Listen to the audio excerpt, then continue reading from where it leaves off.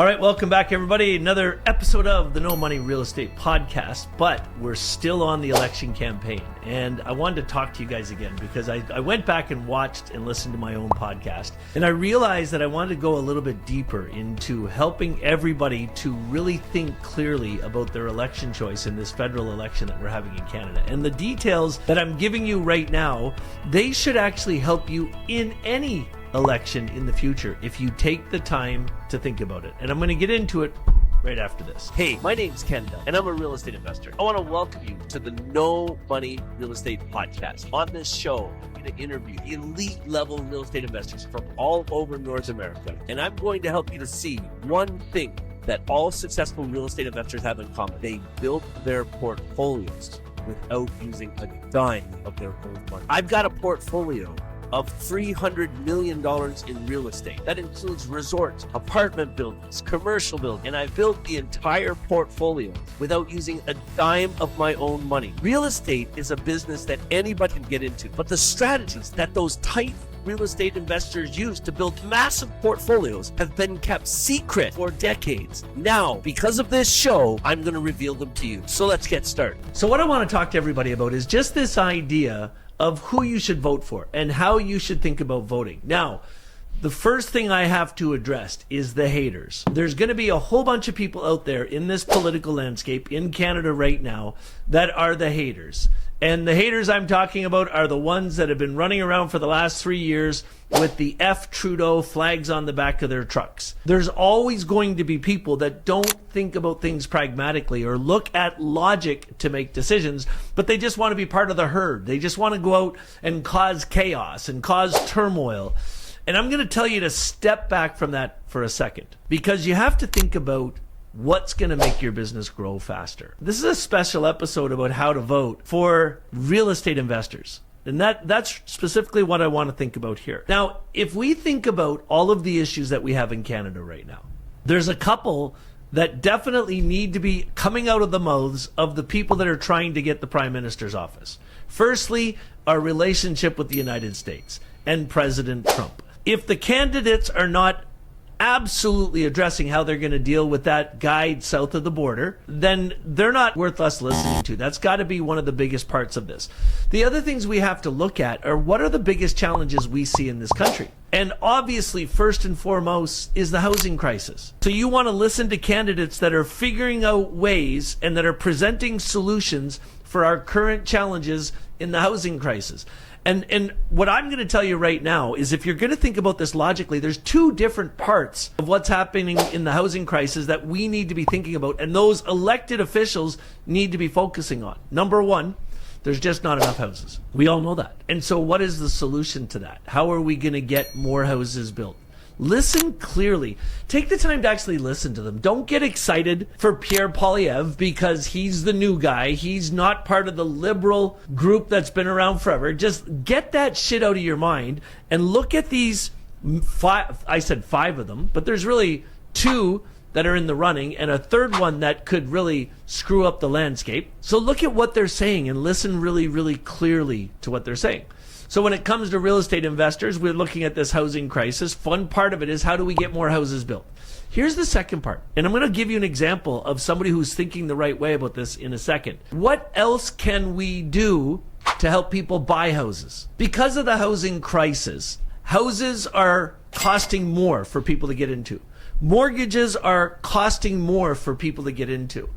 So what you want to do is you want to listen to the guy who's running for office that has some real, clearly definable solutions for that issue. Now, I'm going to do something really unique. I'm not going to tell you who I'm voting for, first of all. But what I am going to tell you, I'm going to give you examples of positive things that I think the three front runners have done in the last week. And we're going to shoot away to actual conversations these people had online where you can hear them yourself. So what I want to do, when I'm looking at this election, I'm looking at Carney, I'm looking at Poilievre, and I'm looking at Singh. And I want to hear clearly what they're saying. And so what I'm looking at, what I'm thinking about in making my own decision, and I haven't decided which way I'm going to go yet, but I want to make sure the prime minister of this country knows how to run this country and is going to do the right things in the next 2 years to turn this country around. It's not in a great place right now. I'm not one of the conspiracy theorists out there that are saying it's not in a great place because Justin Trudeau was prime minister for 10 years. I don't think like that.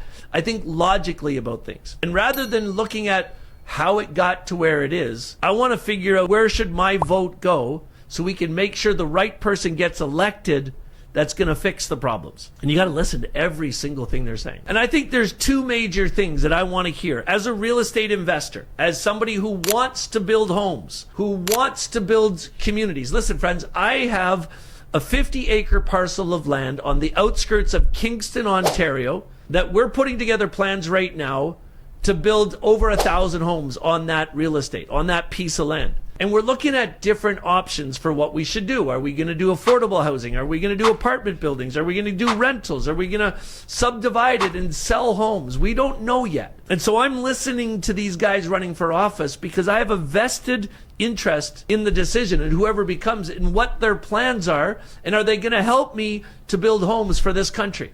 That's really what this comes down to. Let me give you some examples. So what I'm telling you right now is don't throw your name in the ring right now. Listen to what they have to say. We have 4 weeks until the election. And this should be the way you think about any election in the future. So at this stage, because it's a short election, I'm just gathering data right now. I'm listening to all three of them open, and I'm listening for good things they're saying, and I'm listening to negative things they're saying, and I'm going to make my decision accordingly. So the first thing I want to do is I want to see each of these candidates telling me how they're going to take on Donald Trump and what they're going to do to protect our country. And I do see, I'll put it on the table. I do see Mark Carney doing a better job than the other two candidates about really addressing how he's going to take on Trump and why he's qualified to lead our country through that chaos. There's no doubt about that. I've seen Poilievre making some comments, but his comments around that seem to be a little bit more generalized. He's not as aggressively emotional, defending our sovereignty in the way he talks about that. And then, of course, Jagmeet Singh, I'm seeing the same way as that. So when it comes to I'm taking on Trump, I think all three candidates need to be stronger in that regard. And I'm going to watch for in the coming weeks who really is doing the most for that purpose. The next thing, let's talk about real estate. Let's talk about building homes. And this is a very, very important part. And I saw each of the candidates do something that was amazing this week. And I'm going to tell you about all three of them because I think it's worth doing that. The first, I want to go with Jagmeet Singh from the NDP. I'm going to let you watch a little video in a second. In this video, he's announcing his plan in Vancouver, British Columbia to do something that I think is absolutely freaking brilliant. And Jagmeet got a big piece of my heart when he did this. And I'll tell you what he said, and then we'll let you watch the video. So in the world of real estate investing, in the last government, the Trudeau government did some amazing things to help investors. And what they did is they made changes at CMHC and created the CMHC MLI Select Program. Now, as much as you want to say negative things about Trudeau, it was Trudeau's government that did that. And so every real estate investor who wants to build apartment buildings and wants to own apartment buildings, you should be thanking Trudeau for the MLI Select Program. Now, what the MLI Select Program says is that if a building qualifies and the individual real estate developer qualifies, CMHC will insure loans up to 95% to build apartment buildings. Now, they have a really brilliant points program that they've created. And in that points program, what they say is there's 3 different things that they're looking at in order to determine if they're going to lend up to 95%. They want to see affordability. They want to see green buildings. So they want to see energy efficiency. And they want to see accessibility. So people in wheelchairs, people with needs can use these. What they do is they look at your project and they'll score you in each of these categories, and whatever percentage of the total points you get is how much they'll loan. So you can get up to 95%. What that means is this. Let's say you want to build a 100-unit apartment building and it's going to cost $40 million. They will lend you $37 million of it to do this. And the best part about it is, friends, they're going to lend it to you over a 50-year amortization. Now, us as real estate investors, we have never seen this as long as we've been doing real estate investing. This is a new innovation and it is a game changer for developers. I don't care who hates Justin Trudeau. You got to thank the guy because he's the one that did it. So everybody that's saying the Liberal Party is shit and the Liberal Party is gone and the Liberal Party has damaged this country, I just don't agree with you. I just look at MLI Select and what that government did to put that program in place. You talk to any developer that's in to building apartments or is into that space, they will love that program. And if you love that program right now and you're slagging Trudeau, then you need to have your freaking head adjusted. So that program works. But listen to what Jagmeet Singh said in Vancouver last week. Today I'm announcing our plan to give first-time homebuyers public-backed, low-interest, fixed-term loans to buy their first home. Do you guys understand what he just announced? If he's elected, they're going to do the same thing for people that are buying homes with CMHC. And I think it's fucking brilliant. And I don't know why nobody else thought about this, but congratulations to Jagmeet Singh. I think it's a brilliant idea, and it will go down in history that was your idea, regardless of who ends up implementing. And Jagmeet, I really do hope you become the Prime Minister of Canada just because of that idea and everything else you're thinking. But if you end up as a leader of an official party, then promise me you're going to push that agenda, because that is a game changer for Canadians. So what that means, friends, is if your son or daughter, or if you're a young person looking for your first home and you can't afford it because of the rules today, what the rules today say, you have to be able to afford the loan. So that's called a total debt service ratio. So they're going to figure out how much your bills are right now and how much your mortgage is going to be. And it's got to all fit within 40% of the income you make. And if it doesn't, it won't work. If you're doing a loan under today's terms, the most you can get is a 30-year amortization.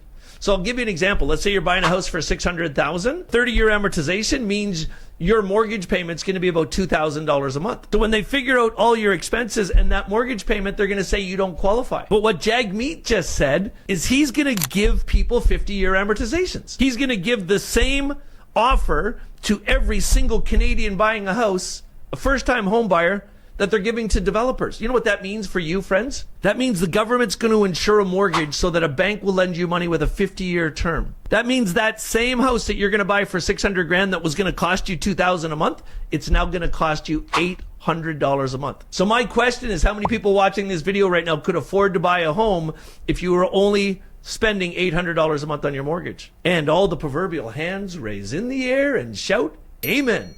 Because that's what it is. And I want to make sure that the NDP and Jagmeet Singh are recognized as the people who thought about that idea. Because I guarantee you, whichever party gets elected, that is going in to the rules. They're going to do that. That is a brilliant freaking idea. That's what you need to be looking for. So as you're listening to these people that are running for the Prime Minister's office, stop worrying about if they're conservative, liberal, or NDP. Listen to the individual's ideas. Listen to the policies that they want to create in the government. Let me give you another good one. Pierre Poilievre. Let's roll the video. And that is why I am announcing today the Canada First Reinvestment Tax Cut. No capital gains when you reinvest the money here in Canada. All right, I want you to go into the chat right now. Yes or no? Is that a fucking good idea or what? So this is Pierre Poilievre. This is the Conservative Party that has this idea. Let's just put it on the table. They thought of it. Let me explain what he means by that. So in Canada right now, people in the investment world are noticing that almost 50% of people who have money in Canada to invest, they're investing it in things outside of Canadian companies. And so the Conservative Party is trying to figure out ways that they can bring that money back into Canada and supercharge our economy. As you heard Poilievre say, it's going to supercharge the economy. If they do it, I agree, it will supercharge the economy. So what they're saying is, if anybody sells a stock or sells an asset that they have that would be subject to capital gains, if within 18 months they take that money and invest it in a Canadian company or a Canadian opportunity, that person gets to waive the capital gains expenses of that. So let me give you an example. Let's say somebody makes $1 million because they sell their stock in XYZ American company. That $1 million comes back to Canada. That $1 million is going to be subject to a 35% capital gains tax. It's not a 60% tax. The government today, the Liberal Party, has already said that they're not doing that. That's already been taken off the table, but it's still 35%. That means $350,000 of the $1 million they're going to pay in tax. But now Poilievre is saying if he's elected, their government will implement immediately a policy that says if they take that $1 million, including all the profits, and they invest it, their next investment is in a Canadian opportunity, a Canadian company doing something in Canada, they'll waive the tax. That's $350,000 that guy gets to save. That's freaking brilliant. That's a smart idea. Now, on the other side of the coin, the thing I'm worried about with that is what's the net effect in money the government's going to lose? Because that money that they get from those capital gains taxes, that's going into our social assistance programs. That's going into our unemployment insurance program. So if you're on EI, you spend that money. That money that they get from the capital gains, it all goes into the budget, and that money is doled out to cover all these expenses, to cover all of the extra aid that we're getting, to cover all the extra things that we get. It all comes from the same budget. So I would want to hear follow-ups from the Conservative Party, from Pierre Poilievre, about how they're going to manage that. Because the critics have already figured out that if he does that, it's going to cost the Canadian budget $5 billion. Now, we got $1 trillion budget in Canada, but $5 billion covers a lot. And so if he's going to do that, where's he going to cut costs so that $5 billion doesn't end up screwing up our EI program? Or what about the Canada pension plan? Maybe he can figure out a way to get that back on track again. So that's the way you need to think about this objectively. So now, for the next couple of weeks, as I'm listening to Pierre Poilievre, I want to hear him explain if he's going to do all these things to put more money back in people's products, he's going to screw up the budget of Canada, and he's not going to be able to fund everything, and he's going to run it into a worse deficit. I want to hear him explain how he's going to avoid getting us into a worse situation by making all these cuts. That's what I want to know. How is he actually going to do that? All right, let's talk about Mark Carney for a second. Again, really great week, said some things that really impressed me in terms of him understanding how he's going to run the country and how he's going to help people. Now, on the Trump front, Carney's the front runner. Carney is telling all of us, giving all of us significant confidence in Canada that if he's elected, he's the guy to take on Trump. And I think we're all believing that now. Most of us believe that now because I think he's the one who's talking about it the most. And what I'd like to see Carney talk a bit more of in the weeks to come is what is he going to do to help build more homes in Canada. Now, I haven't heard the press release. I haven't heard the exact message yet because I'm sure they've got a plan for it. I just haven't heard it in the snippets that the news catches. But what are the announcement that the Liberal Party is going to make if Carney's elected to get more houses built? That's what I want to know. Now, I have heard Carney talking about making things better for people building homes. I know that. And I know Carney at one point was running Brookfield Homes, which is one of the largest home developers in Canada. My belief is Carney probably is the best of the three candidates for his understanding of real estate investors and what we have to go through, because he was in that industry and he's been around the banks for a long time. But I want to hear Carney say more about what he's going to actually do to make this a better country, to build more homes and to get people into homes. To be honest, here's another thing I want to help you guys to understand. You got to start thinking about these people as human beings. I'll give you an example. Before Carney became the prime minister, over the last 2 years, when Justin Trudeau was running the country, what was the number one thing that you guys heard Pierre Poilievre talking about all the time? What was the only statement that they would make? They wanted a non-carbon election. They were going to axe the tax. That's all they talked about. And this is one of the smartest ideas I've seen in politics in a long, long time. So the Conservative Party, they made a mistake by doing that. They were using that as their whole platform. Axe the tax, a carbon neutral election. We're going to change things. We're going to put this money back in people's pockets. So the Liberal Party, seeing the movement they were getting with that, what did they do? They said the minute that the new leader is elected, the first thing they're going to do is they're going to cancel the carbon tax. And it completely screwed up the Conservatives' entire agenda. So now they changed from that. They're not changing fast enough. If you're listening to this right now and you're part of the Conservative Party that's running this stuff, make your change faster. Create a new statement that can't be shot at by the other parties, but do it fast. You're not doing it fast enough. That's why you're losing ground. But if you think about it, some of the things that Poilievre is talking about are freaking brilliant. And this idea of the capital gains exemption for reinvesting Canada, I think that's one of the smartest ideas that I've heard of in this entire election campaign. Anyway, I think that's all I wanted to talk to you about right now. But what the moral to the story is, don't decide yet who you're voting for. Keep an open mind to all three subjects and listen to the things they're saying. Take an active interest in it. If you're in real estate investing, or you want to build a real estate portfolio, or you want to build a bigger real estate portfolio, then start taking this stuff seriously. Because that next prime minister is either going to make it easier for us to do real estate investing in this country, or he's going to make it harder. And we are the ones that get to vote the next CEO of our company. We'll see you soon.